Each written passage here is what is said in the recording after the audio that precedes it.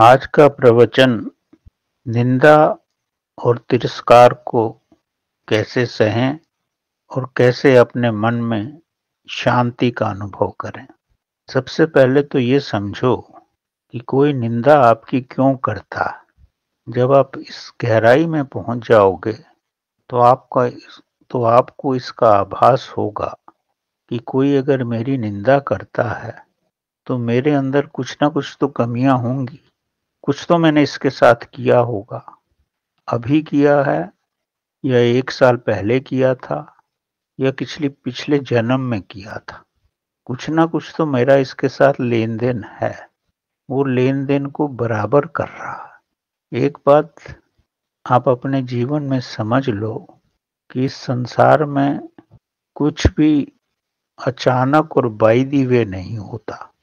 हमारा अस्तित्व जो है बड़ा बुद्धिमान है।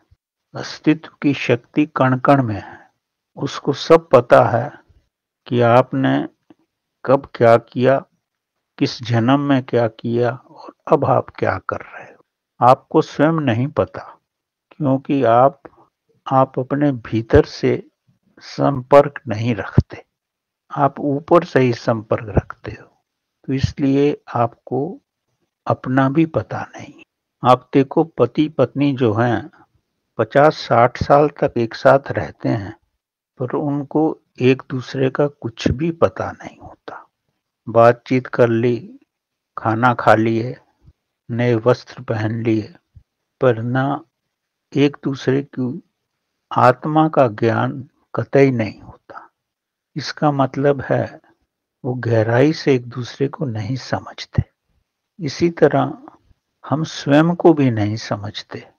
जो हमारी निंदा करते हैं, हम उनको ही बुरा भुरा कहते हैं कि इसने हमारी निंदा की।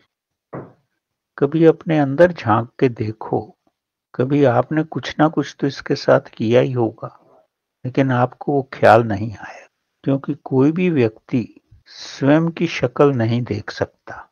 उसको दूसरे की शक्ल याद रहती है, दूसरे की ही गलतियां याद रहती हैं। वो ये भूल जाता है कि उसने क्या किया था। बाहर से तो अच्छा किया भी होगा, लेकिन अंदर से उसकी धारणा क्या थी। तो आपकी जो अंदर की धारणा है किसी के प्रति, वही दूसरे को प्रेरित करती है कि आपकी निंदा करे या आपका तिरस्कार करे। ये अगर आप अपने मन की गहराई में जाओगे तो आपको पूर्ण रूप से इसका ज्ञान हो जाएगा। ध्यान की गहराई में जाओगे तो बहुत जल्दी इसका ज्ञान होगा। अगर सिर्फ अपने माइंड से ही सोचोगे तो दूसरे की ही गलतियां निकालोगे। आपको अपनी गलतियों का एहसास नहीं होगा। यही संसार का नियम है, क्योंकि हम स्वयं को तो देख नहीं सकते। हमारे अंदर जो साक्षी बैठा है, हमें उसका तो ज्ञान नहीं है, लेकिन साक्षी तो सब देखता है ना। हमको दृश्य का पता है कि हमारे सामने क्या हो रहा है, लेकिन जो दृष्टा है, जो साक्षी है, उसका तो नहीं पता। जब तक साक्षी का ज्ञान नहीं रखोगे, साक्षी के साथ एक नहीं हो जाओगे, तो आपको ये मालूम नहीं पड़ेगा कि आपकी निंदा और तिरस्कार क्यों हुआ। अब दूसरा पहलू लो। अगर आपकी किसी ने निंदा और तिरस्कार किया है, तो ये समझो वो आपके लिए लड्डू लेके आया है। आप उसको स्वीकार मत करो। उसकी निंदा और तिरस्कार को कोई महत्व ही मत दो। मतलब आपने उसके दिए हुए लड्डू को नहीं खाया, तो वो परेशान होके वापस ले जाएगा। जितनी बार भी आएगा, अगर आप उसको उसके तिरस्कार का या निंदा का जवाब नहीं दोगे, तो इसका मतलब ये है आपने उसकी निंदा तिरस्कार को स्वीकार नहीं किया है। अगर उसको पलट के जवाब देते हो, तो इसका मतलब आपने स्वीकार कर लिया है। तो यहाँ मैं ये आपके हृदय में बसाना चाहता हूँ कि कोई आपकी निंदा और तिरस्कार करे तो उसका उत्तर मत दो, उसको सह लो। सहने से आपके अंदर शक्ति आएगी, आप दृढ़ हो जाओगे, आप मजबूत हो जाओ। इसको इस रूप में समझो कि आपके हाथ में फुटबॉल है, फुटबॉल आप दीवार पे मार रहे हो, तो दीवार जो है फुटबॉल का इम्पैक्ट फुटबॉल की एनर्जी को कंज्यूम कर लेता है। वो जैसे ही उस एनर्जी को कंज्यूम करता है, फुटबॉल वापस चला जाता है। वो जितनी ताकत से दीवार पे फुटबॉल का इम्पैक्ट होता है, उतनी ही ताकत से वो दूर चला जाता है। मतलब वो जो एनर्जी लेके आया था, वो एनर्जी दीवार ने एब्जॉर्ब कर ली। इसी तरह अगर कोई आपको तिरस्कार करता है, तो वो एक शक्ति लेके आया है। उस शक्ति को आप अपने अंदर एब्जॉर्ब करो। कैसे एब्जॉर्ब करना, वो मैं तरीका बाद में बताऊंगा। उसको एब्जॉर्ब करो। जैसे ही आप उसको एब्जॉर्ब करोगे, तो वो शक्तिहीन हो जाएगा। फिर आके आपका तिरस्कार करेगा। फिर आप उसकी शक्ति को अपने अंदर एब्जॉर्ब कर लो, तो धीरे धीरे आप पाओगे आप तो शक्तिशाली हो रहे हो, क्योंकि आपने शक्ति को एब्जॉर्ब किया है, उसको रिपेयर्ड बैक नहीं किया है।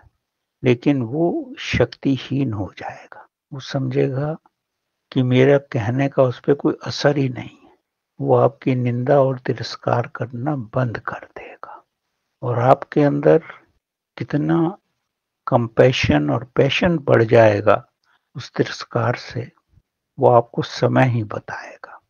कभी भी जीवन में ऐसी कोई भी घटना हो, तो कोशिश यही करो कि उसको उसका उत्तर तभी मत दो, रिएक्शन मत करो, उसको एब्जॉर्ब कर लो। जैसे जैसे एब्जॉर्ब करोगे, आपके अंदर शक्ति बढ़ जाएगी और आप महान हो जाओगे। वो व्यक्ति अपने को थोड़े वक्त में दीन महसूस करने लगेगा। वो समय बताएगा कि वो आपसे आके माफी भी मांग लेगा। महात्मा बुद्ध के साथ यही हुआ। एक बार नहीं, कई बार हुआ। उनकी बातों को सुन के उनको अच्छा नहीं लगा। जब उनको अच्छा नहीं लगा, तो वो उसको कुछ बोल नहीं सके, बल्कि बुद्ध पे थूक के चले गए। बुद्ध के शिष्यों ने बोला कि तो आपको थूक के चला गया, हम तो इसको अभी ठीक कर सकते हैं, अभी मार सकते हैं। कहते नहीं, उसके पास थूकने के अलावा और कोई रास्ता नहीं था। ना उसके पास शब्द थे, ना उसको इतनी समझ थी। आप देखना, थोड़े दिनों में जब उसकी समझ बढ़ जाएगी, वो आकर के आपके सामने ही रोएगा और माफी की भीख मांगेगा। ऐसा बुद्ध के जीवन में कई बार हुआ। जब बुद्ध के जीवन में ये हो सकता है, तो आपके जीवन में भी होगा। और इसका दूसरा पहलू देखिए, अगर भगवान ने आपको सीधे रास्ते पे लाना है, अगर वो चाहता है कि आप सुधरो, आप में शक्ति आए, तो अगर वो आपकी प्रशंसा करता है, तो आपका अहम बढ़ेगा। लेकिन किसी के थ्रू आपका तिरस्कार करता है प्रभु, तो ये मत समझो कि वो व्यक्ति कर रहा है। उस व्यक्ति के अंदर जो आत्मा है, वो कर रही है। उसको कौन करवा रहा है? आत्मा तो भगवान का रूप है। प्रभु ही उसको प्रेरित कर रहे हैं कि तुम्हारा तिरस्कार हो, ताकि तुम रास्ते पे आओ, तुम्हारे अंदर सुधार हो, तुम मजबूत बनो। किसी भी चीज को अगर पॉजिटिव देखोगे, तभी आप स्वयं के अंदर सुधार कर सकते हो। अगर आपने रिएक्शन कर दिया, तो सुधार नहीं होगा। एक साधु थे, उनके सामने एक दूसरे संत बैठते थे। वो दूसरे संत इनको गालियां ही देते रहते थे। जब देखो गाली देते थे, और इस संत के पास जो भी मिठाई आती थी, वो उसको भेज देते थे शाम में। तो इस संत के चेलों ने पूछा, वो आपको गाली देता है और आप उसको मिठाई भेजते हो, और वो स्वीकार भी कर लेता। तो उन्होंने बोला कि भाई, वो अपनी कितनी शक्ति व्यय कर रहा है मेरे को गालियां देने में। वो तो गाली दे रहा है, और मैं सह करके अपने को मजबूत कर रहा हूँ। वो मेरी कितनी मदद कर रहा है। मैं कैसे अपने आप को मजबूत कर सकता हूँ? आप लोग तो मेरी प्रशंसा करते रहते हो, तो उसमें तो मेरा इगोइज्म बढ़ता है, मेरे अंदर शक्ति तो नहीं आती। मेरी शक्ति व्यय होती है। वो मेरे को शक्ति देता है गालियाँ दे कर के, तो वो ये डिज़र्व करता है कि मैं उसको मिठाई दूँ। और आप देखोगे जब उसकी शक्ति व्यय हो जाएगी, तो वो भी मेरे चरणों में आ जाएगा, क्योंकि उसने अपनी शक्ति मुझे दी और मैंने उसको ग्रहण किया, मैं तो डबल शक्तिशाली हो गया। तो मेरा कहने का तात्पर्य ये है, आप किसी भी तिरस्कार पे या निंदा पे रिएक्ट मत करो, उसको एब्ज़ॉर्ब करो। उससे आपके अंदर शक्ति बढ़ती रहेगी। आप लोगों ने गुरुजेफ का नाम सुना होगा। अपने ज़माने के बहुत बड़े दार्शनिक थे। जब वो 7-8 साल के थे, तो उनके पिताश्री बीमार हुए और मरने की अवस्था में आ गए। उनके पिताश्री ने जीवन में कोई धन नहीं इकट्ठा किया था, लेकिन विचार बड़े अच्छे इकट्ठे किए। अब इस छोटे बालक को तो विचार दे नहीं सकते थे, तो उन्होंने एक कागज पे कुछ लिखा, उसको लिफाफे में बंद किया और इनको दे दिया। वो बोला कि जब 18 साल के ऊपर हो जाओगे, तब इसको खोल के पढ़ लेना और जीवन भर उसके अनुसार चलना और तुम बहुत बड़े व्यक्ति बन जाओगे, अगर सिंसियरली चले तो। बालक ने वो कागज रख लिया और भूल ही गया। जब 18-20 साल का हुआ, तो उसको अलमारी में वो पेपर मिला। उसमें कुछ ज़्यादा नहीं लिखा हुआ था, इतना ही लिखा हुआ था, जीवन में ऐसी बहुत सारी घटनाएं होंगी जिस पे तेरे को क्रोध आएगा। कोई तेरे को तिरस्कार करेगा, निंदा करेगा, तेरे को क्रोध आएगा। और तू जवान है, तेरे में एनर्जी है, तू उस पे रिएक्ट करने की कोशिश करेगा।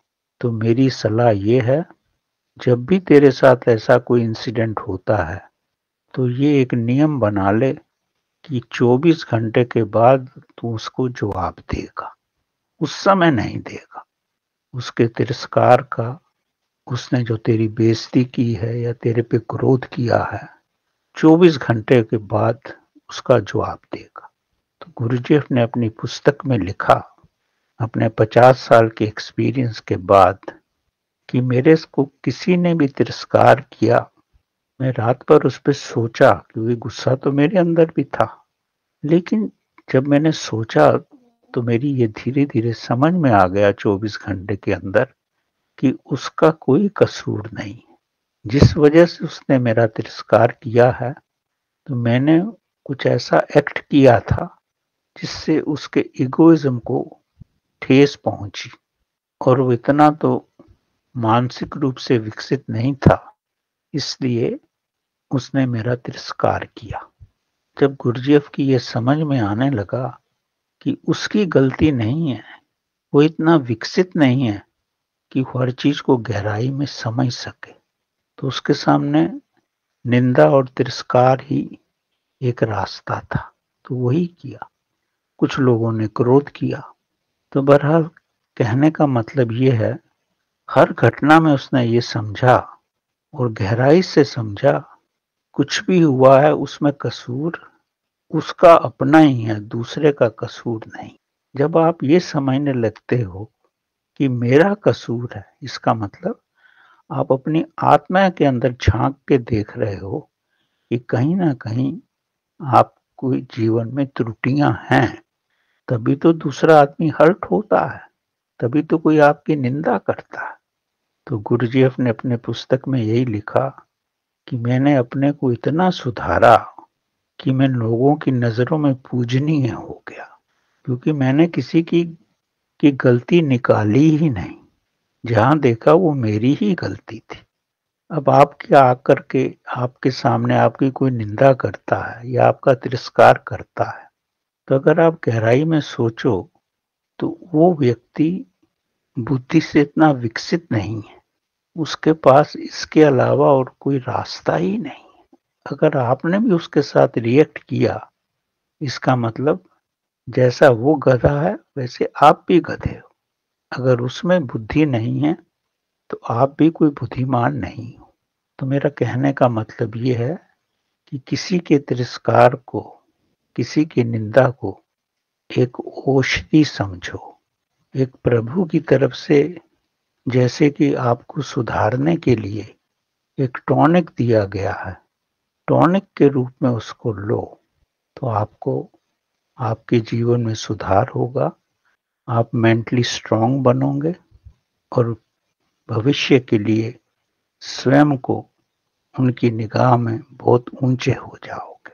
तो निंदा और तिरस्कार को सहने का बड़ा सरल उपाय है।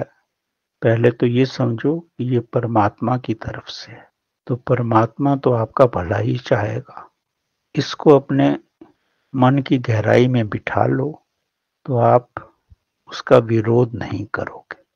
दूसरा, अगर ऐसी अवस्था है तो अपने श्वासों पे ध्यान दो। श्वासों पे ध्यान दोगे तो आप नो माइंड स्टेट में पहुंचोगे, क्योंकि जो कष्ट जो होगा वो आपके माइंड को ही होगा पहले।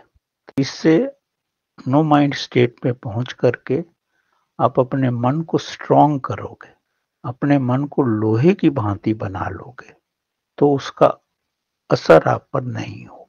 और जब आप नो माइंड स्टेट में हो गए तो आपके अंदर आत्मा का विकास होगा, आपकी चेतना का विकास होगा।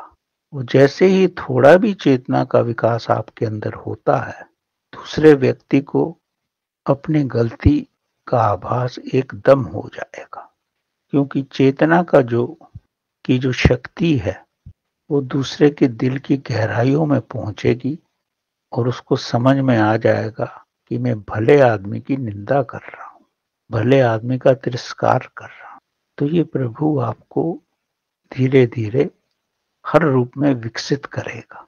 इसके अलावा जब आप ये ना कर सको तो ये तो मन में रखो कि मैंने उसको जवाब नहीं देना है।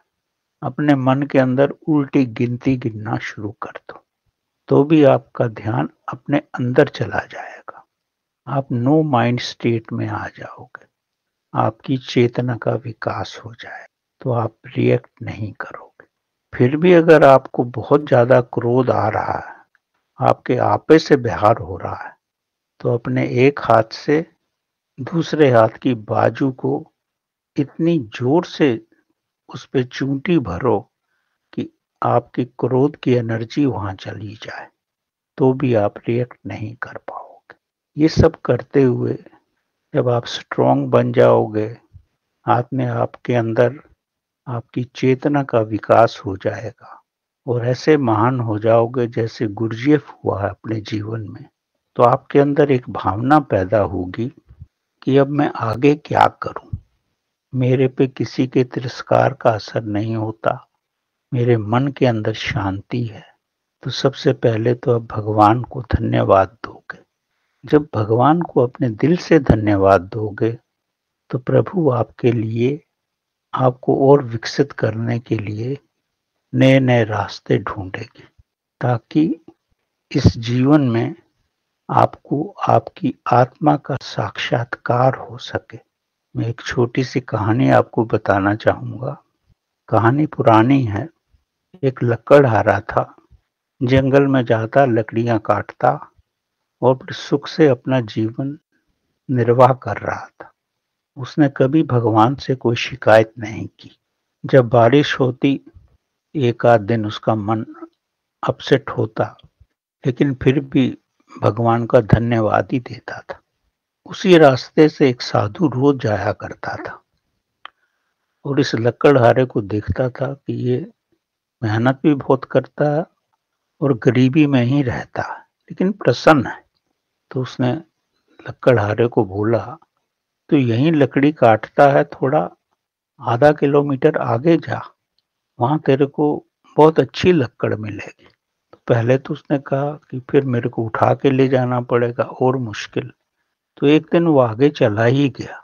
उसने देखा कि उस जंगल में जहां वो गया, वहां तो बहुत अच्छी खुशबू आ रही है।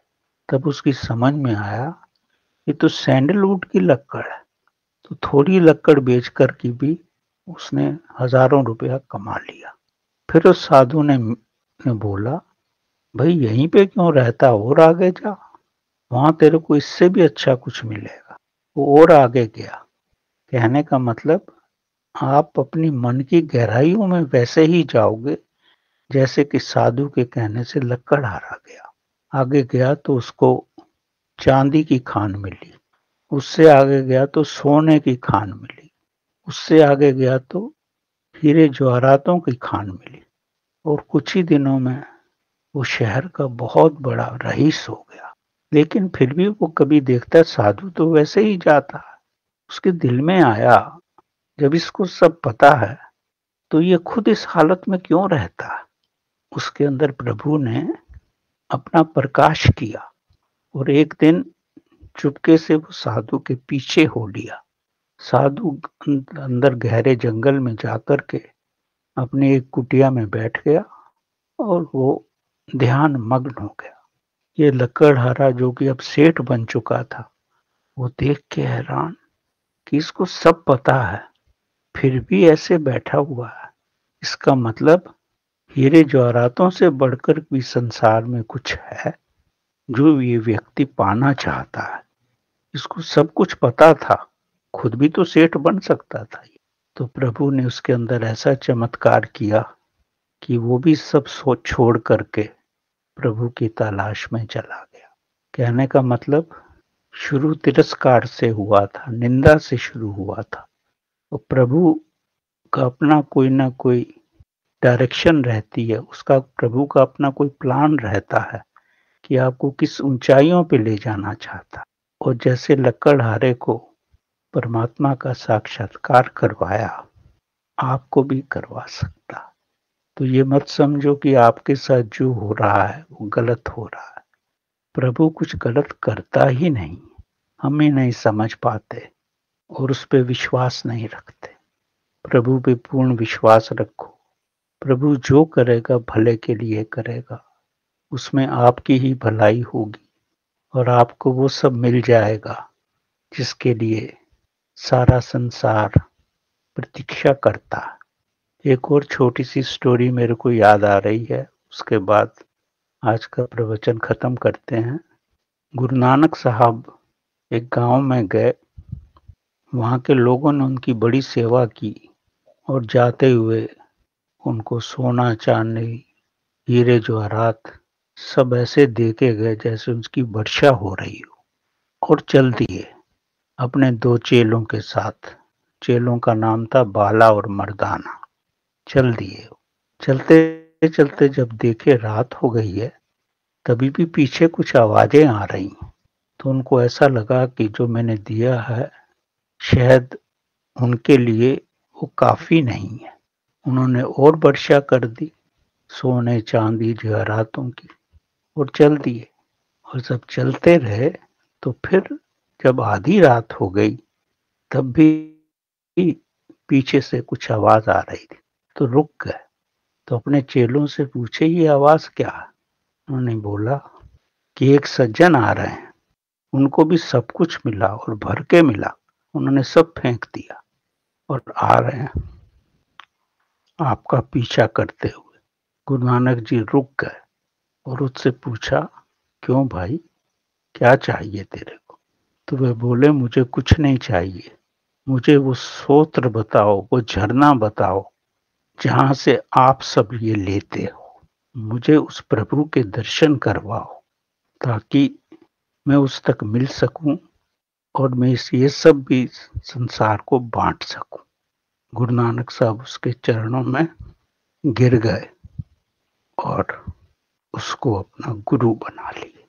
अगर आप जीवन में प्रभु के प्रकाश को खोजते हो तो प्रभु आपको अपने जैसा बना देता।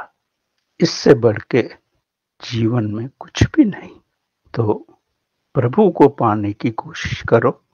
ये निंदा और तिरस्कार तो उसके गहने हैं, ताकि वो आपको रास्ते पे ला सके। इसको प्रभु का प्रसाद समझो और उसको धन्यवाद दो कि ये तू मेरे को कष्ट दे रहा है। ये कष्ट नहीं है, ये मेरे लिए दवा का काम है, मेरे लिए टॉनिक है, ताकि मैं तेरे तक पहुंच सकूं। मेरी इन बातों को अपने दिल की गहराइयों में ले जाओ, तो संसार के कष्टों को कष्ट नहीं लगेंगे आपको, प्रभु की वर्षा लगेगी। ऐसा लगेगा कि वो फूल बरसा रहा है, वो सुगंध दे रहा है। और निंदा तिरस्कार को ऐसा स्वीकार करो कि जैसे अमृत आ रहा है। जब उसको अमृत स्वीकार करोगे तो किस बात का कष्ट? तो आपने प्रभु को स्वीकार कर लिया हर रूप में। तो आप समझते हैं कि वो आपको नहीं करेगा स्वीकार, आपको अवश्य स्वीकार करेगा। यही जीवन का सबसे बड़ा रहस्य है, इससे बढ़ के और कुछ नहीं। जो हो रहा है ये समझो कि प्रभु की कृपा, और उसकी कृपा के बिना कुछ भी नहीं होता, एक पत्ता भी नहीं हिलता। ये अपने दिल में बसा लो तो समझो कि प्रभु मिल ही जाएगा। धन्यवाद।